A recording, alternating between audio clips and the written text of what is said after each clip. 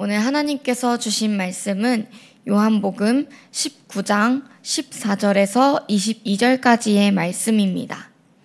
요한복음 19장 14절에서 22절까지의 말씀입니다. 제가 가진 성경으로는 신약성경 181페이지에 있습니다. 요한복음 19장 14절에서 22절까지의 말씀입니다. 제가 봉독하겠습니다. 이날은 유월절의 준비일이요 때는 제6시라. 빌라도가 유대인들에게 이르되 보라 너희 왕이로다.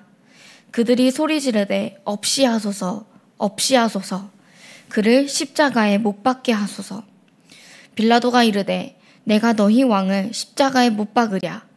대제사장들이 대답하되 가이사 외에는 우리에게 왕이 없나이다 하니 이에 예수를 십자가에 못 박도록 그들에게 넘겨주니라. 그들이 예수를 맡음에 예수께서 자기의 십자가를 지시고 해골 히브리 말로 골고다라 하는 곳에 가시니 그들이 거기서 예수를 십자가에 못 박을새 다른 두 사람도 그와 함께 좌우편에 못 박으니 예수는 가운데 있더라. 빌라도가 패를 써서 십자가 위에 붙이니 나사렛 예수 유대인의 왕이라 기록되었더라. 예수께서 못 박히신 곳이 성에서 가까운 고로 많은 유대인이 이 패를 읽는데 히브리와 로마와 헬라말로 기록되었더라. 유대인의 대제사장들이 빌라도에게 이르되 유대인의 왕이라 쓰지 말고 자칭 유대인의 왕이라 쓰라 하니 빌라도가 대답하되 내가 쓸 것을 썼다 하니라. 아멘. 이른 새벽을 깨워 이 예배의 자리로 나아오신 우리 성도님들 모두를 주님의 이름으로 환영하고 축복합니다. 오늘은 나사렛 예수 유대인의 왕이라는 제목으로 우리 성도님들과 함께 말씀을 살펴보고자 합니다. 사순절이 시작되었습니다. 사순절은 부활절을 기점으로 역산하여 주일을 뺀 나머지 40일을 주님의 고난과 부활을 기념하며 묵상하고 경건히 보내고자 하는 절기입니다.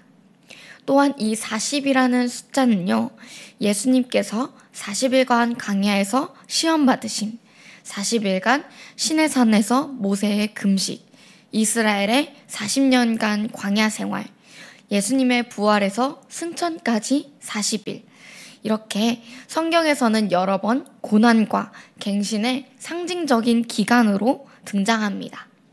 이에 고난주간을 포함해 그리스도께서 우리 죄인의 구속을 위해 순환당하신 사건을 담긴 이 구속사적 의미를 살펴보며 자신의 신앙을 재각성하고자 40일간 절제 기간을 갖는 것이 바로 사순절이라고 할 수 있습니다. 이 사순절 기간 동안 교회에서 진행되는 말씀 읽기 프로젝트를 통해 더욱 경건의 삶으로 나아가는 우리 모두가 되길 바랍니다. 오늘은 예수님의 못 박히신 사건으로 말씀을 나누고자 합니다. 저는 예수님의 못 박히심을 떠오르면 먼저 생각나는 것 중에 하나가 바로 영화 패션 오브 크라이스트입니다. 그 영화를 처음 접한 것은 제가 초등학생 때였는데요. 교회에서 뮤비데이가 있어서 기독교 영화를 매주 마지막 주일 오후 때 상영해 주었습니다. 그때 처음으로 보게 되었습니다. 적은 나이에 다소 자극적인 영화를 보게 되니 처음 떠오른 감정은 끔찍하고 징그럽다, 못 보겠다, 이러한 감정이었습니다. 그리고 성인이 되어서 갑작스럽게 이 영화가 다시 생각나게 되어 다시 한번 보게 되었습니다. 여전히 보기에 자극적이긴 하나 초점이 바뀌게 되었습니다. 나를 위해 예수님께서 이렇게나 모진 고통을 당하셨구나. 차마 영화로라도 두 눈 뜨고 보지 못할 이 아픔을 주님께서 나를 위해 감당하셨구나 라는 생각이 들게 되었습니다. 이처럼 십자가형은 기원전 1세기 말로부터 로마에서 사용되던 처형 방식으로 죄수를 발가벗겨 나무 형틀에 매달아 죽을 때까지 고통을 가하는 잔인하면서도 심히 모욕적인 사형 방식이었습니다. 그런데 아무 죄도 없는 예수님이 이렇게 잔인하고 또 모욕적인 십자가 형틀에 매달리셨습니다. 이 시간 예수님의 고난을 기억하며 예수님이 당하신 고난과 죽음의 참된 의미에 대해 함께 살펴보겠습니다. 오늘 말씀을 함께 보면 빌라도는 대제사장과 무리의 뜻대로 결국 예수님을 십자가에 못 박도록 내어주었습니다. 결국 예수님은 이 골고다 언덕 위에 세워진 십자가에 매달리셨습니다. 십자가에 못 박히신 예수님은 이미 채찍질에 의해 살갗이 다 벗겨진 상태에서 숨을 쉴 때마다 나무에 긁히는 그 고통을 참아내셔야 했습니다. 그리고 몸의 무게 때문에 횡격막이 눌리면서 제대로 숨쉬기조차 힘든 시간을 견뎌야 했습니다. 예수님이 받으신 이 고통은 실로 엄청난 것이었습니다. 또한 십자가형은 육체적 고통뿐만이 아니라 이 수치심을 안겨주었습니다. 죄인들은 발가벗긴 채로 땅에서 높이 들려져 사람들의 구경거리가 되었습니다. 사람들은 그들을 쳐다보면서 처참하고 수치스러운 저 죄인의 모습을 보면서 감히 로마에 반역할 엄두조차 내지 못했을 것입니다. 로마는 이렇게 경각심을 주기 위한 수단으로 이 십자가형을 사용하였습니다. 그런데 하나님이 이 죄 없는 예수님에게 이토록 잔인한 십자가형을 허락하신 데에는 깊은 의미가 있습니다. 성경에 따르면 죽을 죄를 지어 나무에 달린 자들은 하나님의 저주를 받은 것이라 말합니다. 바로 신명기 21장 23절의 말씀입니다. 그 시체를 나무 위에 밤새도록 두지 말고 그날에 장사하여 내 하나님 여호와께서 내게 기업으로 주시는 땅을 더럽히지 말라. 나무에 달린 자는 하나님께 저주를 받았음이니라. 예수님은 우리를 위해 저주받은 자가 되셨고 우리를 율법의 저주에서 구원해내셨습니다. 갈라디아서 3장 13절 말씀입니다. 그리스도께서 우리를 위하여 저주받은 자 되사 율법의 저주에서 우리를 속량하셨으니 기록된 바 나무에 달린 자마자 저주 아래에 있는 자라 하였습니다. 이처럼 우리는 예수님의 은혜로 구원받았습니다. 예수님은 우리를 위해 그 모든 것을 내어주셨습니다. 그렇다면 그 은혜를 받은 우리는 어떻게 해야 할까요? 바로 전심으로 예수 그리스도를, 아버지 되시는 하나님을 마땅히 사랑해야 합니다. 그분을 향한 사랑을 그저 입으로만 고백하는 것이 아닌 구체적인 순종으로 표현해야 합니다. 사순절 기간은 우리가 더욱 깊은 순종으로 나아갈 수 있는 기회입니다. 이 기회를 놓치지 않고 감사와 순종의 고백으로 나아가는 우리 모두가 되길 바랍니다. 예수님이 달리신 십자가 위에는 명패가 붙어 있었습니다. 나사렛 예수, 유대인의 왕이라는 명패입니다. 이것이 예수님을 고발한 무리들을 향한 빌라도의 책망의 메시지라는 해석도 있습니다. 어쨌든 명패에는 성경에 따르면 히브리어, 라틴어, 그리스어로 적혀 있었습니다. 히브리어는 유대 지역에서 주로 사용되었고요.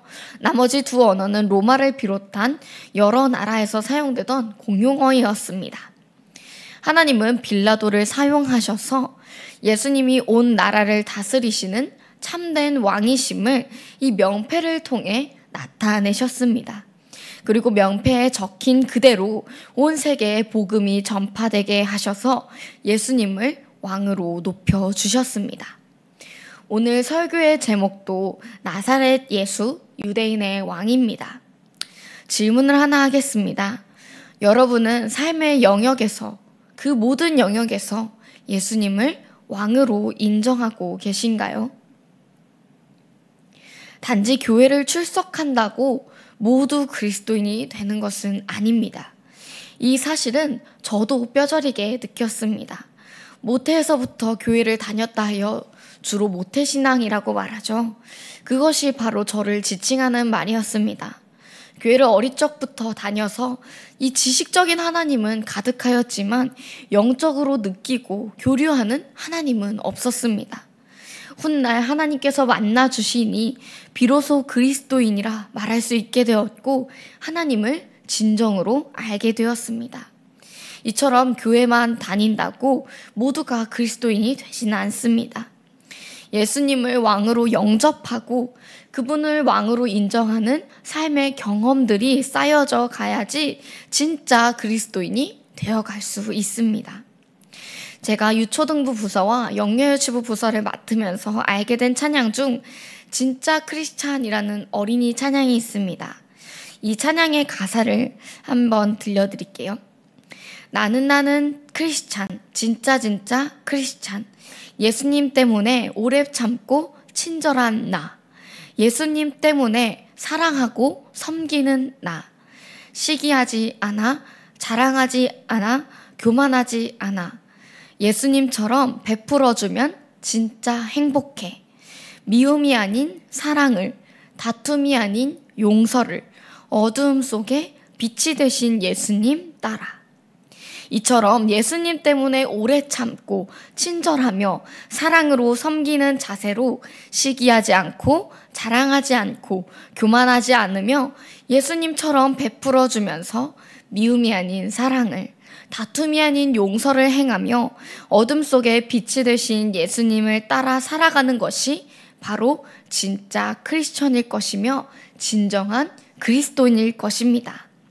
만약 예수님께 굴복하지 못한 시기, 교만, 자랑과 같은 삶의 영역이 있다면 다시금 온전한 순종을 결심하시기를 바랍니다. 예수님은 우리를 위해 생명을 아끼지 않으신 사랑의 왕이십니다. 그분은 그 사랑으로 우리를 최선의 길로 인도하십니다. 그러므로 과거 자기 맘대로 살던 그 옛 습관을 벗어버리고 오직 그분의 말씀에 순종하며 그분의 통치를 기쁘시게 받아들이길 바랍니다. 예수님의 통치와 다스림을 억압이 아닌 기쁨으로 받아들이는 사람에게는 오히려 참된 자유가 있음을 잊지 않으시는 우리 수표교 공동체가 되기를 바랍니다. 말씀을 정리하겠습니다. 오늘 우리는 요한복음을 통해 예수님의 고난과 그 순간을 함께 살펴보았습니다. 예수님은 십자가의 죽음으로 우리의 구세주요 진정한 왕이 되셨습니다. 그분을 삶의 주인으로 영접한 이들은 십자가를 지신 예수님의 사랑에 감사하며 그분의 다스림에 순종하는 진짜 크리스천의 삶을 살아야 합니다. 우리는 모두 구체적인 삶의 영역에서 우리의 생각과 뜻을 내려놓고 말씀에 자신을 굴복시키며 주님의 거룩한 통치를 받아야 합니다. 왕 대신 예수님께 순종하는 자에게 하나님의 참된 자유가 주어짐을 잊지 않고 이번 2025년도 사순절에는 더욱더 큰 믿음과 결단과 순종으로 나아가는 우리 모두가 되기를 간절히 소망합니다. 기도하시겠습니다. 하나님, 사순절을 시작하며 예수님의 고난을 통해 깊은 묵상과 말씀 나눔을 할 수 있게 하심에 감사를 드립니다. 예수님의 말씀을 사모하며 나아온 이 모든 발걸음 위에 주님께서 함께 하시어 말씀이 마음에 온전히 심겨져 그 말씀대로 인하여 살아갈 수 있는 영적 힘을 허락하여 주시옵고 말씀을 깨닫는 지혜 또한 허락하여 주시어 말씀으로 세상의 어려움을 이겨내는 이 시대의 진짜 크리스천이 되는 우리 성도님들이 될 수 있게 하여 주시옵소서. 주님께서는 우리의 모든 죄악을 십자가를 통해 이기시고 온 창조 만물의 진정한 왕이 되셨음을 이 시간 고백합니다. 우리의 입술로 주님이 우리의 왕 되심을 선포하게 하셔 삶의 모든 영역에서 주님을 우리의 왕으로 삼고 살아가게 하여 주시옵소서. 또한 주님께 영광 돌리며 살아가는 복된 삶이 되게 하여 주시옵소서. 이 예배 후에 다시금 세상 속에 나아가 살아갑니다. 교회에서만 크리스천이 아니라 세상 속에서 크리스천으로 살아가게 하시고 예수님의 거룩한 희생과 깊고도 크신 사랑으로 말미암아 다른 이들에게는 본이 되고 신앙을 전수하는 온 교우들 되어 대대손손 믿음의 가정들이 세워질 수 있도록 축복하여 주시옵소서. 진정한 왕이신 예수님께 우리의 삶을 맡겨드리며 이 모든 말씀 예수님의 이름으로 기도합니다. 아멘. 하늘에 계신 우리 아버지여, 이름이 거룩히 여김을 받으시오며 나라가 임하시오며 뜻이 하늘에서 이루어진 것 같이 땅에서도 이루어지이다. 오늘날 우리에게 일용할 양식을 주시옵고 우리가 우리에게 죄 지은 자를 사하여 준 것 같이 우리 죄를 사하여 주시옵고 우리를 시험에 들게 하지 마시옵고 다만 악에서 구하시옵소서. 나라와 권세와 영광이 아버지께 영원히 있사옵나이다. 아멘.